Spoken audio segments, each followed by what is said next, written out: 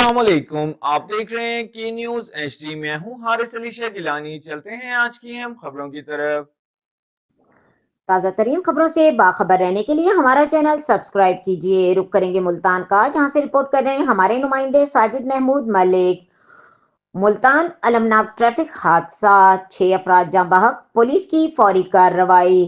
थाना शाह शम्स के इलाके बक्कर मंडी अड्डे के करीब कार हाई रूफ और मोटरसाइकिल के दरमियान तसादुम में 6 अफराद जाँ बहक और मुतअद्दिद जख्मी हो गए। इत्तला मिलते ही पुलिस और रेस्क्यू टीमें जाए वक़्त पर पहुंची, जहां पुलिस ने इमदादी सरगर्मियों में भरपूर हिस्सा लिया।